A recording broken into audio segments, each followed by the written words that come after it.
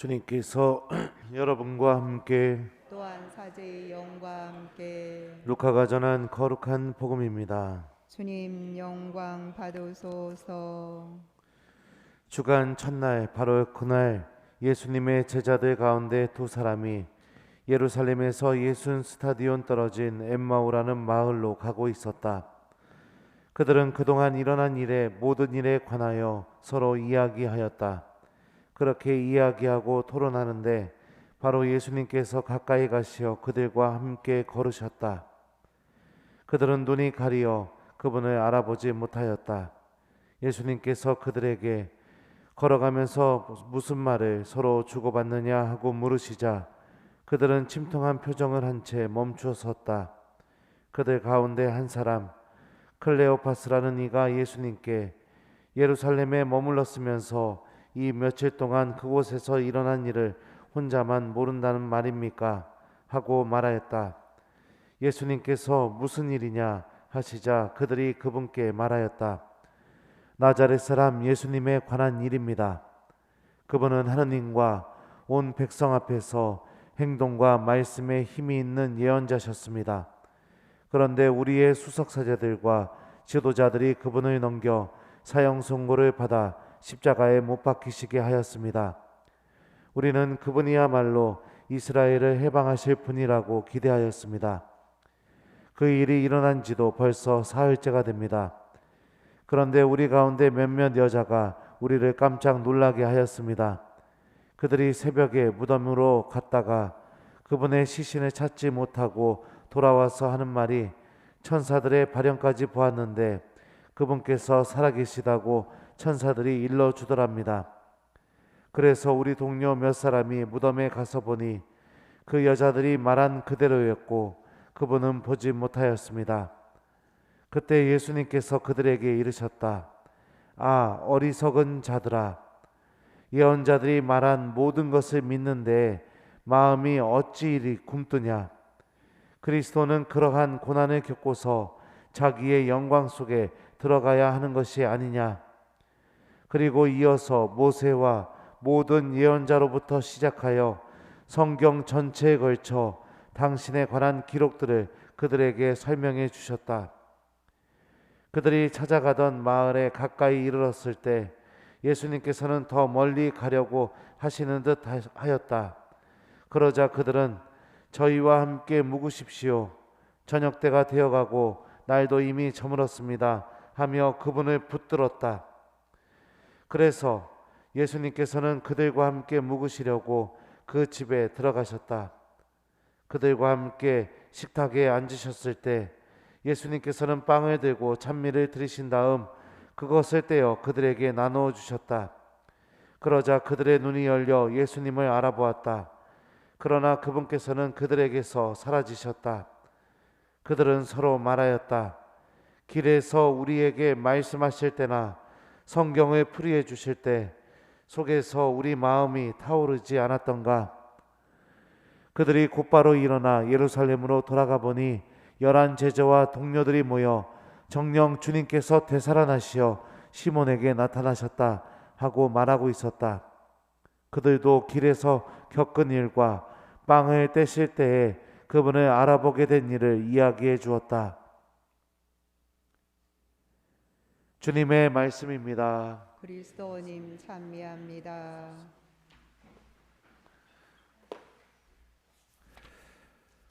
어서서 성령님. 새로나게 하소서. 그러자 그들의 눈이 열려 예수님을 알아보았다. 안녕하세요. 예, 오늘 복음은 우리 그리스도인들이, 우리 천주교 신자들이 가슴에 꼭 간직하고 또 반드시 이렇게 잊지 말아야 될 메시지를 우리에게 알려주고 있는 본문 중에 하나입니다. 제자들은 예수님의 죽음을 눈앞에서 다 지켜봤겠죠, 그죠? 그러니까 예수님에게 걸었던 기대가 눈앞에서 한순간에 다 사라지는 그런 엄청난 상실감과 박탈감, 그리고 희망이 없는 절망감을 느꼈을 겁니다. 제자들이 예수님을 따른 것은 그냥 따른 것이 아닙니다. 복음서에 보면 어떻게 했다고 했죠? 모든 것을 버리고 예수님을 따랐기 때문에 그렇습니다. 집도 버리고 아버지도 버리고 가족도 버리고 다 버리고 예수님에게 모든 희망을 다 걸고선 예수님을 따랐는데 눈앞에서 예수님이 돌아가시는 것을 보게 됐을 때 그들이 느꼈을 절망감이 얼마나 컸겠습니까? 엠마오로 떠나는 제자들 또한 이런 절망 속에 사로잡혀 모든 것을 다 자포자기하면서 그 예루살렘으로부터 떠나는 길을 선택했다고 볼 수 있습니다. 그런데 중요한 것은 부활하신 주님께서는 그런 제자들에게 함께 계시고 나타나시고 동행하시고 그리고 하나님의 말씀을 풀이해 주시고 그들이 당신께서 그들과 함께 계시다는 것을 알아볼 수 있게 체험할 수 있게 해주시는 분이시라는 게 오늘 복음에 드러나게 되죠. 제자들이 예수님을 알아보는데 결정적인 역할을 했던 것이 무엇이냐? 그것은 바로 예수님께서 들려주신 하나님의 말씀이었습니다. 율법과 예언서 전체에 걸쳐서 당신에 관한 기록들을 예수님께서 길에서 설명해 주기 시작했고 제자들은 그런 예수님을 붙들었다라고 오늘 복음이 이야기하고 있습니다. 특히 제자들이 예수님께서 빵을 쪼개어 나누실 때 어떻게 표현하냐면 그러자 그들의 눈이 열려 예수님을 알아보았다 라고 이렇게 루카복음서는 전합니다. 여기서 눈이 열리다 라는 이 표현은요 문법적으로 보면 수동태가 쓰였습니다. 그러니까 누군가가 제자들의 눈을 열어주었다는 것을 의미합니다. 그 누군가가 제자들의 눈을 열어주었느냐? 본문에는 이야기하지 않고 있지만 그리스 문법에서 이런 경우에는 보통 신적 수동태라고 합니다. 하느님께서 제자들의 눈을 열어주셨다는 것을 의미합니다. 말씀이 가지고 있는 힘을 오늘 복음이 우리에게 알려주고 있죠. 말씀은 우리 눈을 열어주고 성체 안에 살아계시는 하나님을 바라볼 수 있게 해주는 힘을 가지고 있습니다. 엠마오로 가는 제자들의 이야기는 우리들의 미사 안에서도 그대로 이루어지고 있는 신비입니다. 우리들도 미사가 시작되는 순간부터 예수님과 함께 동행하기 시작하는 그 여정 안으로 들어가는 것입니다. 한번 생각을 해보십시오. 미사 때 유일하게 매일 바뀌는 게 무엇일까요? 우리 성부와 성자와 성령의 이름으로 하면 여기서부터 마지막 파견 강보까지 신부님은 360일 맨날 똑같은 말만 합니다. 그런데 미사 때 유일하게 바뀌는 게 있습니다. 매일 바뀌는 거. 맞아요. 독서와 화답송과 복음. 다시 말하면 하느님 말씀입니다. 미사는요 매일매일 반복되는 단조로움 안에 있지만 그 단조로움 안에 감추어지고 있는 것, 간직하고 있는 것이 무엇이냐? 바로 하느님의 말씀입니다. 하느님의 말씀이 실제로요 들리기 시작하게 될 때 미사는 그 반복되는 단조로움 안에 담겨있는 하느님의 신비를 우리에게 드러내기 시작합니다. 말씀은 우리와 함께 계시는 하느님을 알아볼 수 있게 해주는 힘을 갖고 있고 성체 안에서 살아계시는 예수님을 만날 수 있게 해주는 힘을 갖고 있습니다. 그러니까 우리가 미사 때 정말로 중요하게 여겨야 될 것 중에 하나가 무엇이냐?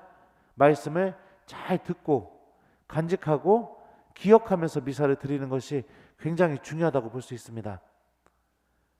우리가 이런 삶을 선택하게 된다면 성체를 받아 모실 때마다 성체 안에 살아계시는 부활하신 주님을 모두가 다 만날 수 있는 신앙인이 될 수 있을 거라고 저는 생각이 들어요.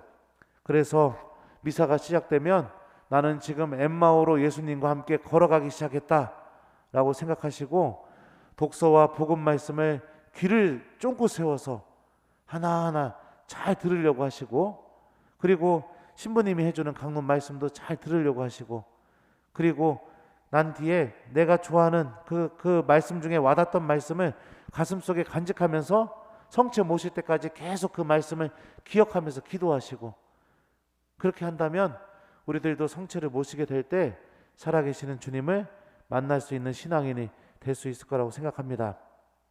주님께서 우리들의 눈을 열어주시고 또 주님께서 우리들의 마음을 열어주시고 그리고 우리들 가슴속에서 하느님의 말씀이 불타오르게 만들어주시고 또 살아계시는 예수님을 볼 수 있도록 도와줄 수 있는 그 모든 은총이 시작되는 그 첫 단추가 무엇이냐?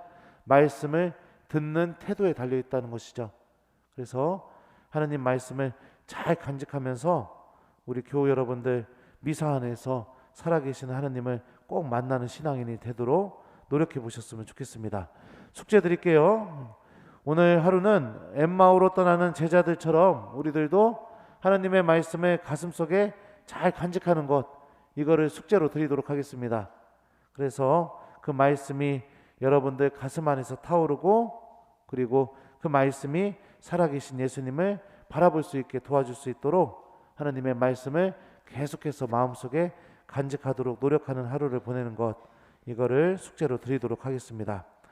그러자 그들의 눈이 열려 예수님을 알아보았다. 아멘.